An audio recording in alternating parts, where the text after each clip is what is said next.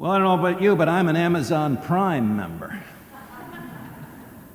And they got this new thing called the dash button.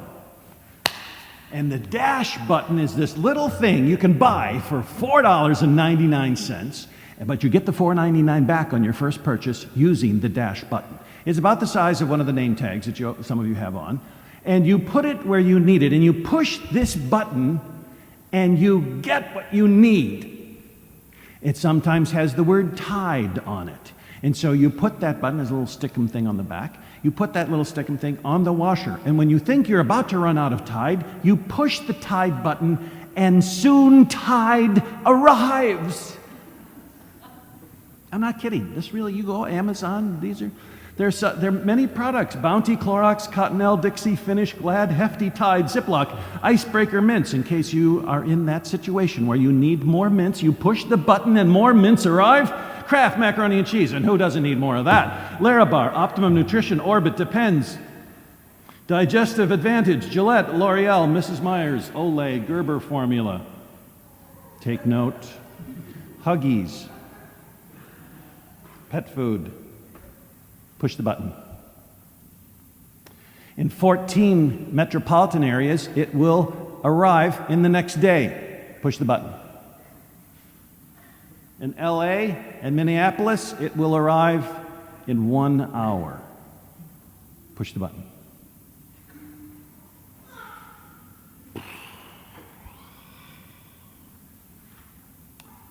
It's a little scary. But imagine the security of having the stuff you need, anything that you need, and that you could get within an hour just by pushing a button. Just having those things come at you. I don't know, maybe they're going to fly in on these drones, or some guy in a brown truck will bring it up to you and ring your doorbell, and you'll have all the stuff you can possibly want in an hour.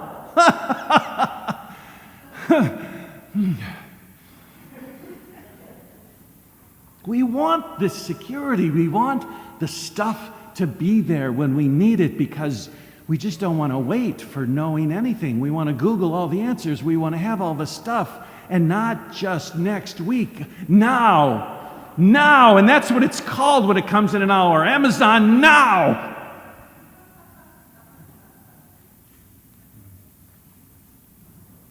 So we're in this idea of always wanting to have the stuff, and so we hoard peanut butter or just the perfect kind of jelly, because you might run out of that jelly. And the things that we love are the things that we want to make sure we have that other, the one more of the things that we really like.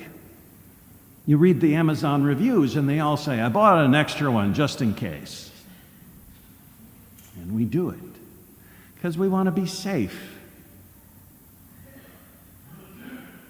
There's a problem in Venezuela because they had a toilet paper scare, and people started hoarding toilet paper. A month's supply, 2 months' supply. People would have whole rooms full of it because they didn't want to be caught without. No, really. And so the president of Venezuela had to come out and say, would you stop doing that? But in Japan, the opposite thing happened. There was a problem and delay, and actually the government told people, we would like it if you stockpiled about a month's worth of toilet paper. So everybody went out and did. You're thinking about how much that would be in your household at this very moment. So we have this sort of mixed relationship with this inventory business in our lives. Sometimes we want lots of stuff, and most of us have a stockpile of one thing or another. You know who you are. Maybe it's yarn.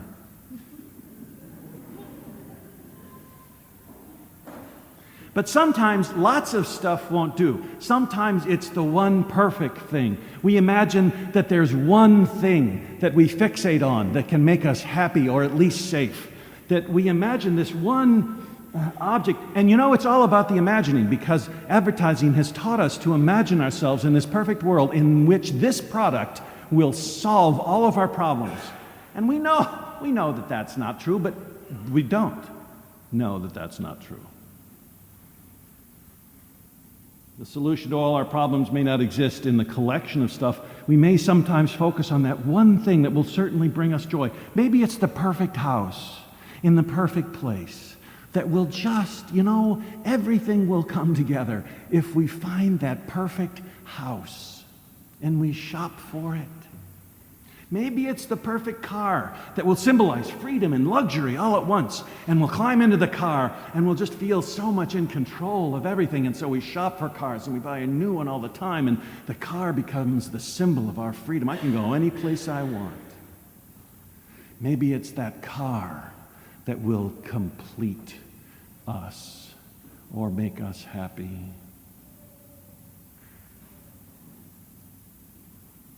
Maybe it's a gun.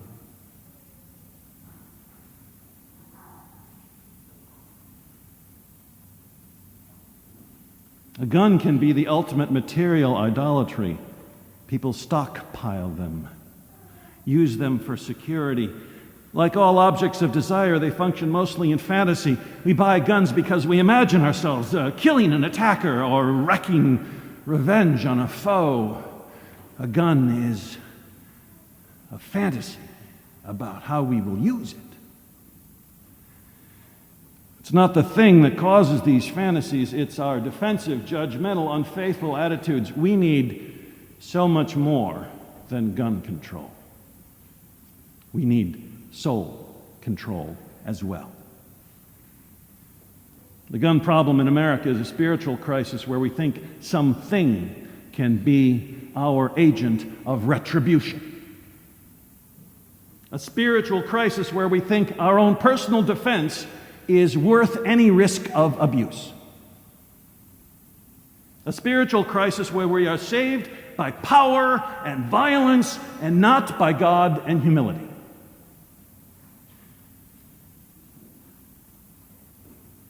American culture is the rich young ruler, and Jesus says, "Get rid of all your guns and follow me."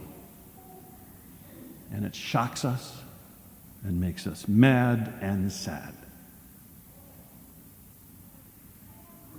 But it's all based on this idea that there's something that will fix the problem. When things can make us happy, we will steal to get things. When we think things can make us happy, we will kill to defend those things. That stuff. Our whole culture has conspired to make us focus on these external things. Even the culture of beauty. John Keats wrote a poem called "A Thing of Beauty is a Joy Forever." A thing of beauty is a joy forever. Its loveliness increases. It will never pass into nothingness, but still will keep a bower quiet for us in a sleep, full of dreams and health and quiet breathing. As if this thing, even this thing of beauty, will also rescue us. No. No. No. There is no thing, whether of beauty or power, that is a joy forever that will somehow save us. No thing. There is no one thing or no amount of stuff that will construct our own personal holy land. As much as we will shop, as much as we will want, as much as we will work for that thing or that collection of things, it will not save us. We will make our way to the Holy Land by the humble following of Christ. We will not teach our children the promises of the security of violence, but the security of the peaceful community that cares for each person, every person. This preoccupation with guns is the natural outgrowth of the misplaced priorities of consumerism, and we inherited it. And I will save you from all the numbers. I will save you from a recap of what happened this last week.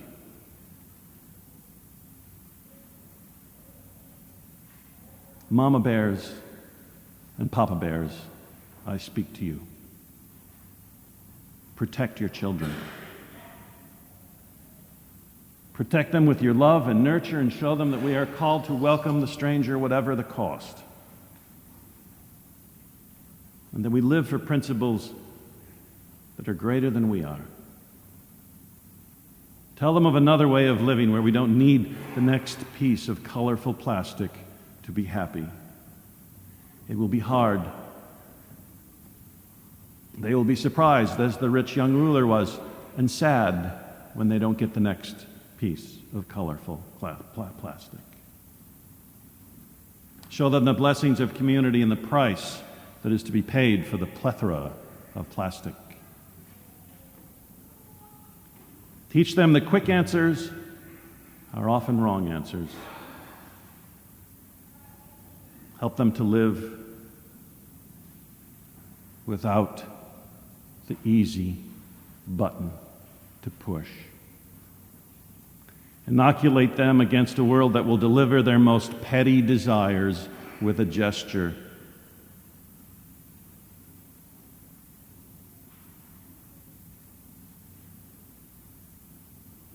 Because soon there will be a button you can push and a gun will appear.